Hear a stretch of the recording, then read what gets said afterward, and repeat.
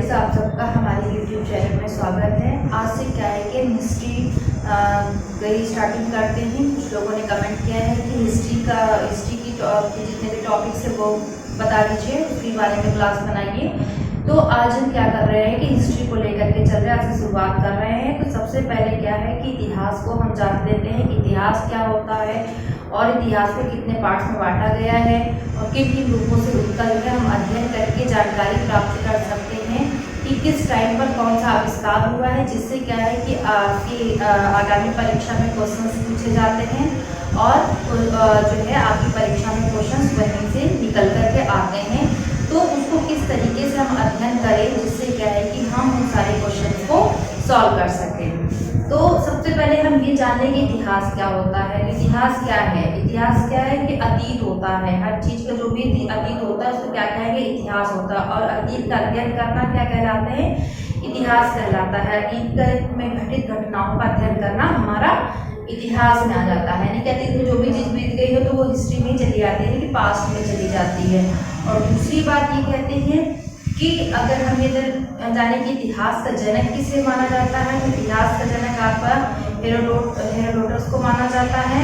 और उसके बाद में क्या है कि हम ये चीज़ देखें कि इतिहास को कितने पार्ट्स में बांटा गया है। तो आपका सबसे पहले आ जाता है प्रागैतिहासिक इतिहास हो जाता है। उसके बाद में आपका आर्ध ऐतिहासिक काल आता है, फिर आपका आता है ऐतिहासिक काल। तो तीन रूपों में हम उन्हें बांट करके अलग अलग करके क्या करते हैं कि हम पढ़ते हैं और उससे जो भी क्वेश्चन निकल करके आते हैं उनको देखते हैं। तो आइए देखते हैं सबसे पहले इतिहास क्या है।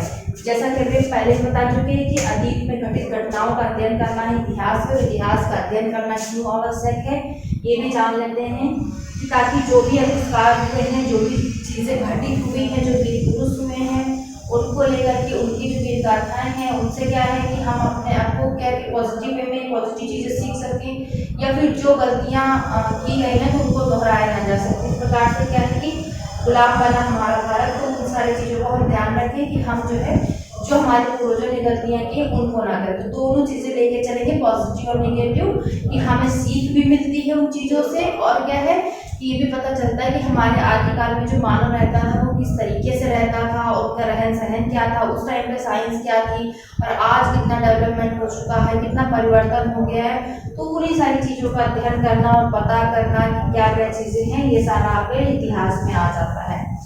तो सबसे पहले क्या होता है कि इतिहास के जनक जैसे हमने बता दिया कि हेरोडोटस हैं। उसके बाद में क्या है, इतिहास को कितने पार्ट में बांटा गया है। आपका प्रागैतिहासिक इतिहास काल हो गया है और यानी कि प्री हिस्टोरिक आपका हिस्ट्री पीरियड हो गया, फिर आपका आधु ऐतिहासिक काल हो गया है, प्रोटो हिस्ट्री पीरियड हो गया, उसके बाद ऐतिहासिक काल हो गया है। इन सारी चीज़ों को जो है अलग अलग हम पढ़ेंगे अलग अलग तरीके से। यानी कि सबसे पहले क्या है, क्योंकि ये सब वृद्ध हैं, सबके बारे में अध्ययन करेंगे तो क्या है कि एक साथ संभव नहीं है पढ़ना इनको, तो हम एक एक पॉइंट को लेकर के चलेंगे। तो आज हम सबसे पहले इसके बारे में अध्ययन करेंगे, प्रागैतिहासिक इतिहास के बारे में। तो देखिए कुछ चीजें हैं जो हम साथ में समझ लेते तीनों की। तो इसकी खासियत क्या है, जहां पर लिखित प्रमाण ना प्राप्त किए गए हों, यानी कि कोई भी लिखित साक्ष्य नहीं मिले हैं, कोई भी लिखित साक्ष्य, कोई भी लिखित रूप से साक्ष्य नहीं मिले हैं। साक्ष्य हो गया, प्रमाण हो गया, ये सारी चीजें आ जाएंगी। साक्ष्य प्राप्त नहीं हुए हैं।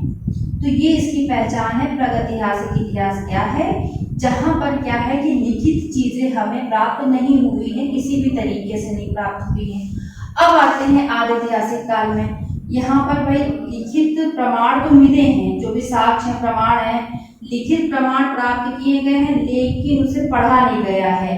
लिखित प्रमाण प्राप्त हुए, लेकिन क्या हुआ, प्राप्त हुए लेकिन पढ़ नहीं सका आज तक कोई। डॉक्टर की राइटिंग में लिख दिया है, फिर पता नहीं किसकी राइटिंग में, पढ़ा नहीं जा सका। ये भी सही है, किसी भी कुछ भी लिख लो कोई पढ़ ही ना पाए, ये सही है। एग्जाम में करके चला है क्वेश्चन, एग्जामिनर ही ना पढ़ पाए। लिखित प्रमाण प्राप्त हुए, लेकिन क्या है कि अभी तक उसको पढ़ा नहीं जा सका है कि कौन सी लिपि में लिख कर चलेगा। सबसे इंटेलिजेंट है उसके बाद में क्या है, यहाँ पर क्या है, लिखित साक्ष्य मिलने लगे, पूरी तरह से लिखित साक्ष्यों को पढ़ा जाने लगा। जैसे कि यहाँ पर प्राप्त तो यहाँ पर हुआ लेकिन पढ़ नहीं सके, यहाँ पर क्या है, लिखित प्रमाणों को पढ़ा जाने लगा, पढ़ा जा सका। अब देखिए यहीं से पता चल जा रहा है कुछ चीजें, इनके बीच में डिफरेंस क्या होगा। कोई भी लिखित रूप से साक्ष्य नहीं मिले, प्राप्त नहीं है, और यहाँ पर क्या है कि लिखित प्रमाण मिले लेकिन क्या हुआ कि उनको पढ़ नहीं पाए अभी तक। उसके बाद में क्या था, लिखित प्रमाणों को पढ़ा जा सका है। यहाँ पर आपका जो भी आता है ऐतिहासिक काल। अब आइए हम देखते हैं कि इनको भी कितने पार्ट्स में हम पढ़ते हैं। तो इसको भी हम लोग क्या करते हैं, यहाँ पर ये करते हैं कि इसमें आता है आपका क्या कहते हैं, प्रागैतिहासिक काल में। इसको भी 2 पार्ट्स में बांट करके हम पढ़ते हैं। कौन कौन से आपका जाता है, पाषाण काल और एक काल आ जाता है आपका ताम्रकाल। बस इन्हीं दोनों चीजों को, इन्हीं दोनों पॉइंट के अंतर्गत हम अध्ययन करेंगे। बस यहीं से हमें जानकारी जो है मिल जाएगी कि कहाँ पर किस चीज का विस्तार हुआ है और कहाँ पे क्या क्या चीजें उपलब्धियां प्राप्त हुई हैं। अब यहाँ पर आते हैं, देखिए सबसे बड़ी बात ये सबको पता हो कि लिखित साक्ष्य प्राप्त हुए हैं लेकिन पढ़ नहीं पाए हैं। तो वो कौन सी सभ्यता थी, सिंधु घाटी सभ्यता थी आपकी। सिंपल है, आप लोग खुद ही इतने इंटेलिजेंट में पढ़ते आए हैं तो चीजें खुद ही पता होंगी। सिंधु और हड़प्पा सभ्यता में जो साक्ष्य मिले हैं लेकिन पढ़ नहीं पाए। उसके बाद में आपका आता है लिखित प्रमाणों। ये आपका आज का टाइम हो गया, आपका जो भी चल रहा है प्राचीन इतिहास में आ जाएगा। इसको इस तरीके से बांट देंगे। प्राचीन काल हो गया आपका, फिर मध्यकाल हो गया आपका, उसके बाद में ये आ गया आधुनिक काल।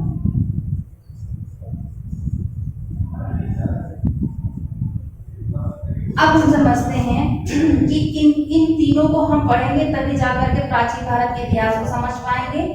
लेकिन क्या है कि जो है हम क्या करेंगे, अलग अलग पढ़ेंगे, अलग अलग वीडियोस में इसकी 3 पार्ट्स करेंगे। इस क्या है कि प्रागैतिहासिक इतिहास को आज कंप्लीट कर लेते हैं, फिर आगे ऐतिहासिक काल को कल, और इसको उसके अगले दिन में कर लेंगे।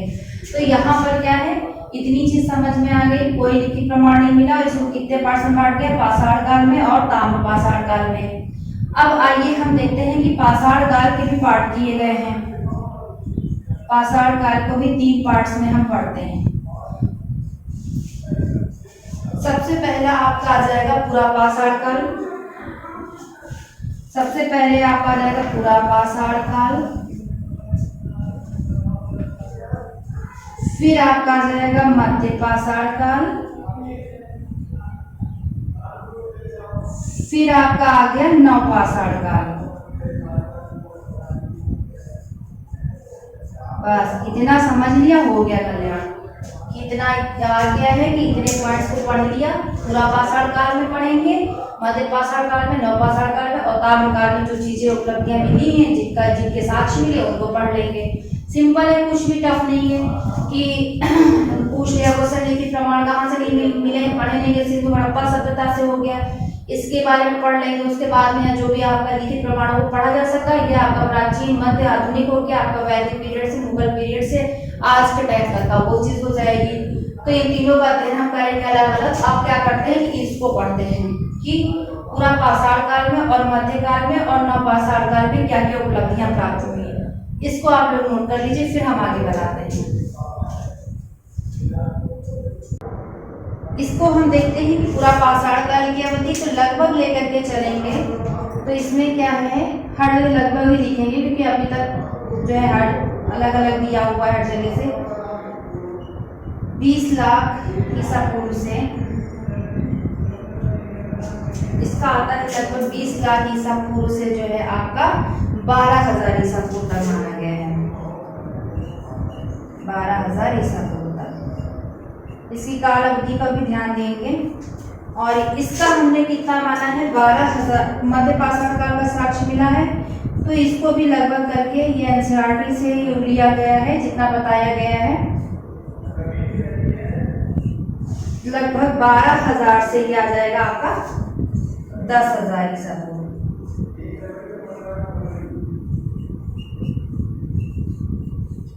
उसके बाद में आते हैं नवपाषाण काल में। ये आपका 10,000 से लगभग आपका आता है 3,000 तक। दिख रहा है बराबर यहाँ तक 3,000 ईसा पूर्व। तो सीधी सी बात है, काल निर्धारण कर दिया गया कितने टाइम से कितने समय तक। सोचिए 20 लाख वर्ष पहले मनुष्य किस तरीके से रहता होगा, क्या क्या चीजें कैसे क्या धन उनका जीवन होगा। फिर आपका आता है मध्य पाषाण काल में 12,000 से 10,000, नव पाषाण काल में 10,000 से 3,000 ईसा पूर्व। ये काल अवधि हो गई। अब क्या करते हैं हम एक एक को लेके चलते हैं कि किस काल में कौन सी उपलब्धियों की प्राप्ति हुई है। तो पूरा पाषाण काल में कुछ इंपॉर्टेंट पॉइंट है जिससे क्या है कि क्वेश्चन ज्यादा आता है। ऐसे पढ़ने के लिए तो बहुत आपको मिल जाएंगे, जो है नोट्स मिल जाएंगे, हर चीजें मिल जाएंगे, लेकिन क्वेश्चंस कहाँ से निकलता है ये हम देखते हैं। तो पूरा पाषाण काल की अवधि पहले पता होगी 20 लाख से 12,000 ईसा पूर्व हो गई।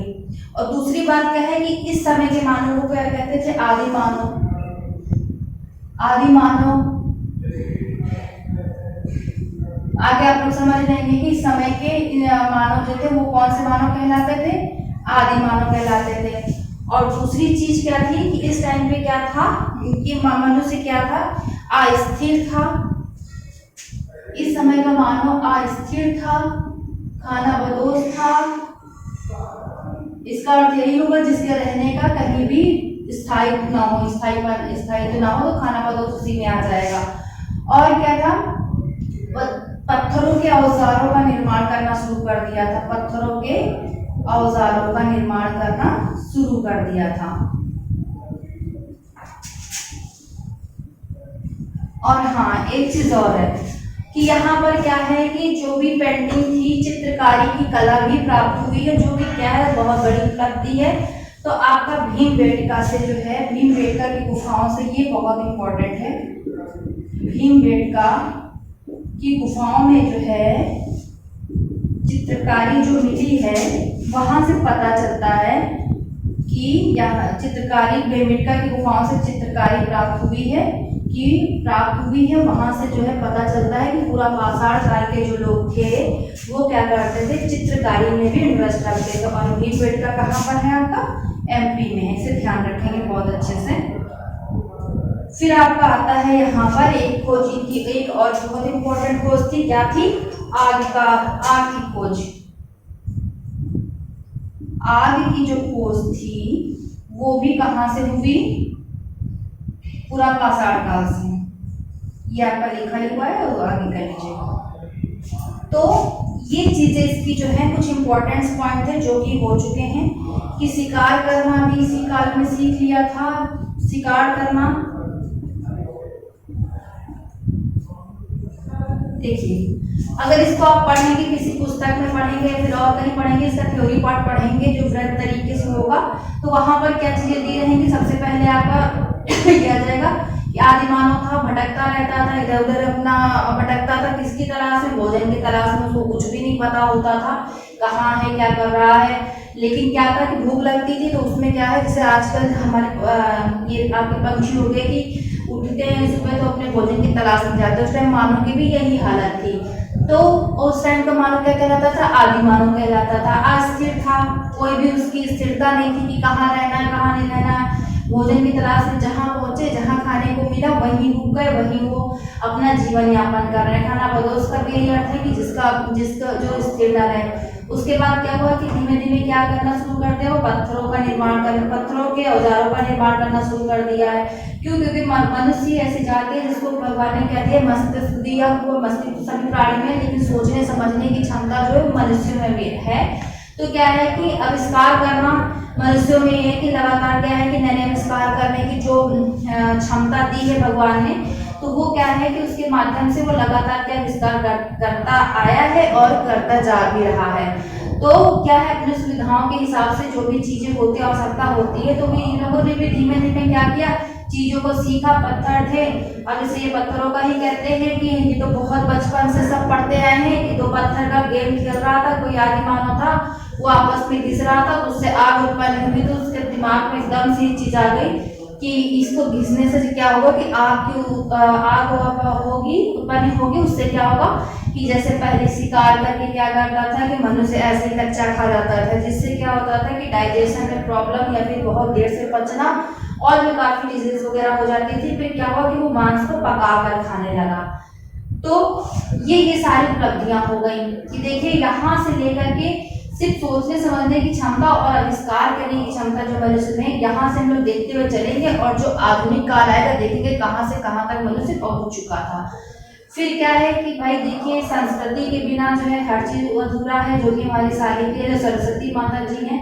अब क्या है कि चित्रकारी हो गया आपका, जैसे कि ये संगीत और गीत भी देखिए हमारे वेदों में मिला है, तो उसका हर जगह पर जो है उसके साक्ष्य भी मिले हैं और देखा गया है कि भाई मनुष्य में जो है जो क्रिएटिविटी थी वो पहले से ही थी। भीमबेटका की गुफाओं में जो चित्रकारी की गई है वहां से पता चला कि किस काल की है, पूरा पाषाण काल की है। तो यहाँ से ये चीजें पता चल गई। तो इसकी पूरा पाषाण काल की खोज इतनी ही थी और यहीं से क्वेश्चन आएंगे, इसके अलावा कहीं से क्वेश्चन नहीं आएगा। आपका भीमबेटका से पूछ लेगा आपकी खोज किस काल में हुई, लेकिन अब क्या है कि थोड़ा सा नॉर्मल क्वेश्चन हो गया, आपकी खोज किसने की, रट लेता है इंसान। तो आपको ये सब पूछ लेगा कि बताइए कि ये पत्थरों के औजार का निर्माण कब हुआ। अब उसके बाद देखना मध्य पाषाण काल आएगा तो वहां पर यह है कि पत्थरों के जो औजार बनते थे उनको छोटे रूप में कहाँ पे हथियारों का निर्माण किया जाने लगा है। घुमा के क्वेश्चन पूछ लेगा। यहाँ पर क्या है कि औजार तो बन रहे हैं, लेकिन क्या हो रहा है कि वो किस आकार में बन रहे हैं नहीं पता, बड़े आकार में बन रहे हैं। अब क्या है जैसे जैसे देखिए मानव मस्तिष्क का जो है विकास करता गया, बढ़ता गया, सारे औजारों को क्या कर देगा, छोटा कर देगा। आप बन कर ही देख लीजिए। उसके बाद में जो है हम पढ़ते हैं मध्य पाषाण काल के बारे में, ये आप नोट कर लीजिए। आइए मध्य पाषाण काल के कुछ पॉइंट्स देखते हैं जिससे क्वेश्चन आते हैं। कुछ भी टफ नहीं है, बस एक दो बार पढ़िए अपने आप से आ जाएगा आपका पेपर, चाहे जहां से है फिर कहीं से भी क्वेश्चन आपका छूटेगा नहीं, सब आप लोग कर लेंगे। क्योंकि जैसे पहले ही बता दिए कि मानव मस्तिष्क ही ऐसा है जो सोचने समझने की क्षमता रखता है, याद करने की क्षमता रखता है, तो सभी कर सकते हैं। अब मध्यकाल की क्या क्या उपलब्धियां थी ये देखते हैं। इस काल का समय सबसे पहले बता दिया गया 12,000 से 10,000 ईसा पूर्व रहा है लगभग। उसके बाद में क्या है कि यहाँ पर क्या है मनुष्य की सबसे बड़ी उपलब्धि ये रही है कि पशुपालन करना शुरू कर दिया है।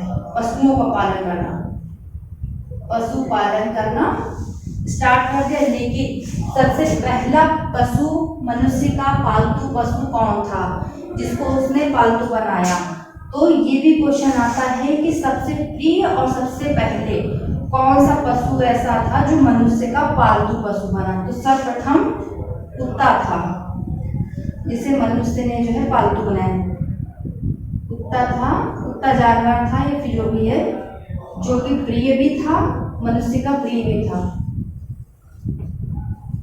ये भी पूछ सकते हैं कि क्या था कि जो सबसे प्रिय जानवर था उसको जो है मनुष्य ने किस काल में पालना शुरू किया, तो मध्य पाषाण काल में। फिर आपका यहाँ पर एक आता है नेक्स्ट पॉइंट आता है आपका कि क्या कहते हैं कि यहाँ पर क्या है कि मानव ने क्या किया था कि छोटे, अभी से मैंने पहले बताया है उसी का देखिए यहाँ पर क्वेश्चन आ गया है। औजारों को जो है छोटा रूप देना शुरू कर दिए। छोटा रूप औजार बनता किससे था, पत्थरों से। पहले क्या था बड़े बड़े पत्थरों से बना देते थे औजार, अब यहाँ पर क्या छोटे रूप में औजारों को बना करके क्या करते थे कि औजारों का निर्माण करना स्टार्ट कर दिया गया है। फिर आपका आता है इसके बाद में कि छोटे रूप में जो औजार बनते थे उसे क्या कहते थे, माइक्रोलिथ। इसका नाम पूछ लेते हैं कि जो छोटे रूप में औजार थे उसका नाम क्या था, तो माइक्रोलिथ था। बस मध्य पाषाण काल के इतने क्वेश्चंस हैं कि इसका सबसे इम्पोर्टेंट यही है कि पशुपालन करना स्टार्ट किया है और सर्वप्रथम उनका पालने वाला जानवर कौन सा था, कुत्ता था, जो कि बहुत प्रिय था उनके लिए। उसके बाद में आते हैं हम नवपाषाण काल में।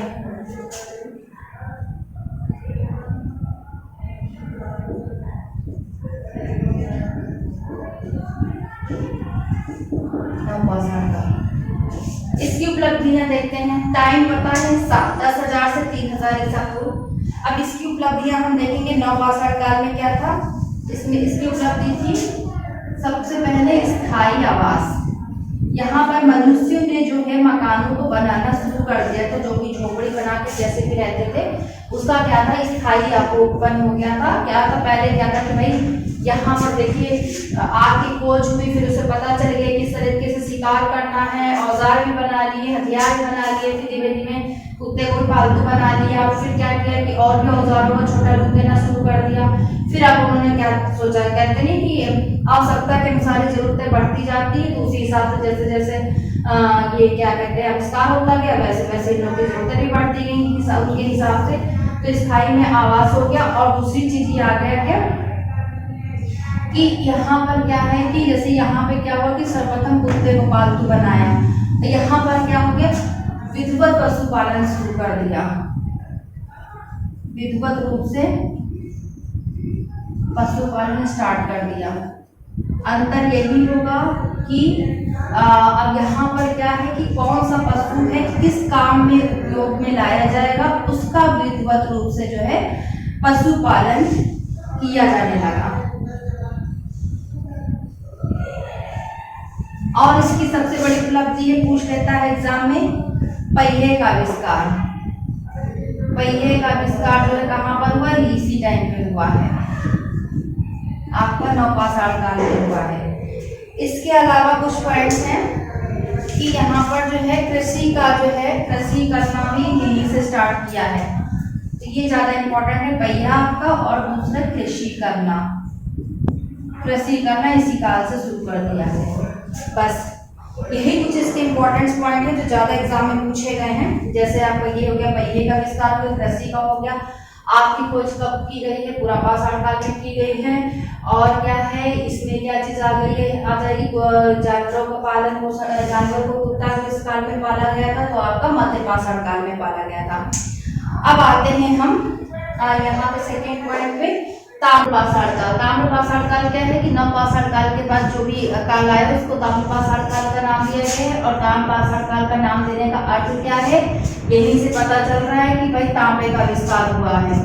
तो क्या हुआ कि तांबे की खोज जो है यहाँ से प्रारंभ कर दी गई है, तांबे की खोज हुई यहाँ पे। और दूसरी चीज क्या है कि दूसरी बात ये आती है कि मनुष्य जो था पहले क्या था, पत्थरों के औजार बनाता था, पत्थरों के हथियार बनाता था। अब यहाँ पर क्या कर रहा है कि पत्थरों के औजारों के साथ साथ पत्थरों के जो भी औजार थे के साथ साथ क्या कर रहा है, पत्थरों के औजारों के साथ साथ क्या कर रहा है, तांबे के औजारों का निर्माण करना शुरू कर दिया।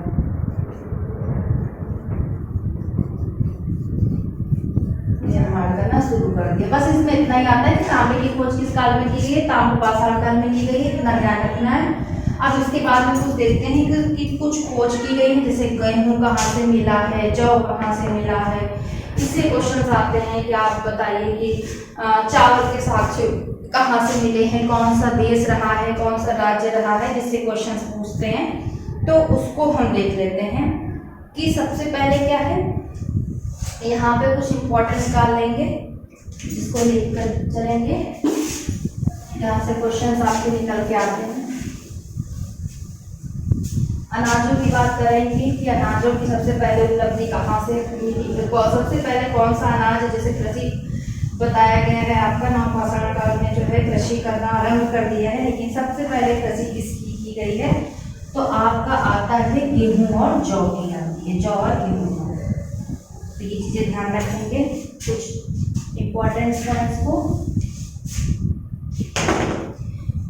सबसे पहले क्या आएगा, मनुष्य ने किसको बनाया, एक बार और देख लीजिए। मनुष्य ने क्या किया है, कुत्ते को पालतू बनाया, कुत्ता को पालतू बनाया, पशु जो था पालतू बनाया। उसके बाद में जो है सर्वप्रथम कौन सी कृषि की है, सर्वप्रथम कृषि में जौ और आपका गेहूं अनाज की प्राप्ति हुई है, गेहूं और अनाज का उपयोग किया, इसकी खेती की गई है। उसके बाद में आपका आता है दो क्वेश्चंस कि जैसे कि बोल दिया जाता है कि मेहरगढ़ में क्या प्राप्त हुआ है, ये चीज ध्यान रखेंगे कि जो मेहरगढ़ है, मेहरगढ़ से किसकी प्राप्ति हुई है, कृषि की प्राप्ति हुई है। कृषि की प्राप्ति, कि मतलब कि उस टाइम पे कृषि होती थी। और दूसरी बात क्या है कि मेहरगढ़ है कहाँ पे, ये भी जानते हैं। ये हमारे जो है हिंदुस्तान में ना होकर के कहाँ है, पाकिस्तान में है आपके। उसके बाद में क्या आता है आपका यहाँ से कि ये हो गया मनुष्य ने पहली बार कृषि की। यहाँ से पता चलता है मनुष्य ने पहली बार की, तो यहाँ प्राप्ति तो हो गया, लेकिन क्या हुआ कि पहली बार की है कृषि जो है मनुष्य ने पहली बार कहाँ की। ये इस तरह क्वेश्चन पूछेंगे कि कृषि मनुष्य ने पहली बार कहाँ की है, कहाँ की है, मेहरगढ़ में की गई है। तो वहीं से साक्ष्य जो है प्राप्त हुए हैं, तो ये वेरी इंपॉर्टेंट है। उसके बाद में हम देखेंगे कि आपका आता है बुर्जहोम आता है।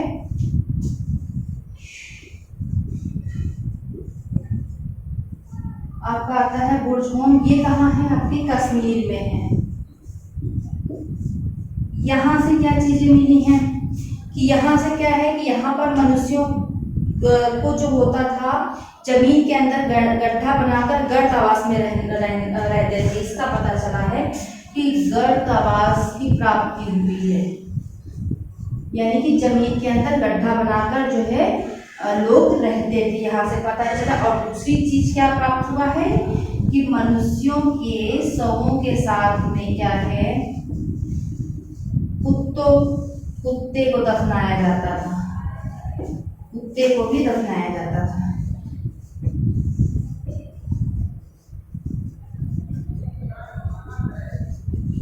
इसके प्रमाण मिले हैं गर्तावास की, बुर्जहोम से गर्तावास की, और मनुष्यों के शवों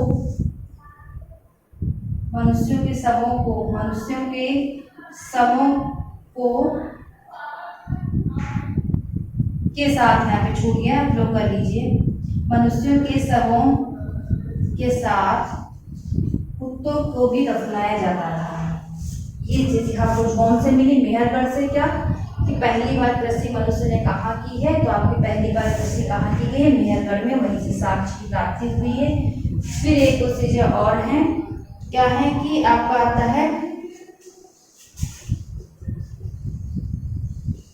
पोलिट हवा। ये कहाँ पर है आपका, ये है, ये आपका आता है उत्तर प्रदेश में। यहाँ से किस चीज के साथ मिले हैं आपके पोलिट हवा से, यहाँ से ये मिला है कि सबसे पहले जो है चावल का मिला है, सबसे पहले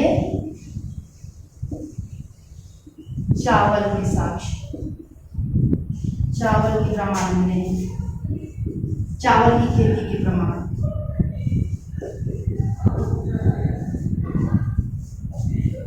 फिर आते हैं, इसके बाद में एक और आता है भीमबेटका, आगे भी बता चुके हैं।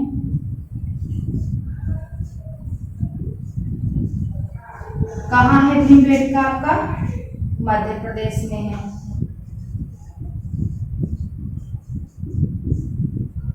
यहाँ से किस चीज की प्राप्ति हुई है, आपकी चित्रकारी की हुई, शैल चित्रों की हुई है।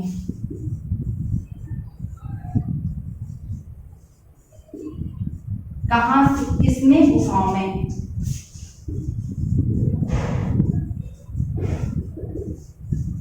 कुछ पॉइंट्स थे जो इम्पोर्टेंस थे एग्जाम के लेकर के, आपके एग्जाम में आने वालों के हिसाब से जो क्वेश्चंस हैं।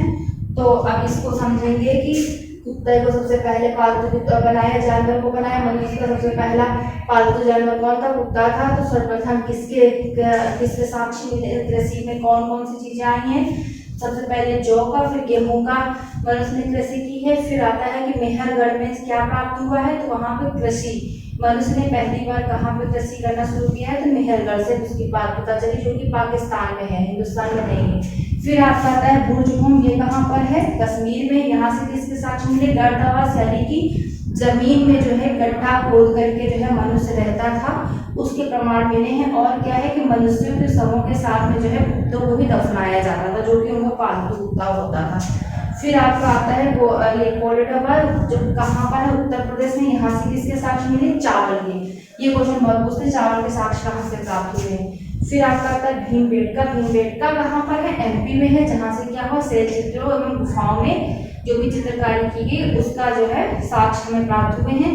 तो यहाँ से जो है प्रागैतिहासिक इतिहास आपका कंप्लीट होता है। इसके आगे हम बताएंगे आदिऐतिहासिक काल, जो कि नेक्स्ट वीडियो में होगा। और इससे रिलेटेड इतने ही क्वेश्चंस आएंगे आपके एग्जाम में, चाहे आप कोई भी परीक्षा दें। और अगर आप लोगों को लगता है कि इसके अलग भी क्वेश्चंस हैं तो आप लोग हमें कमेंट करें और हमारी वीडियो को लाइक करें, चैनल को सब्सक्राइब करें। Thank you.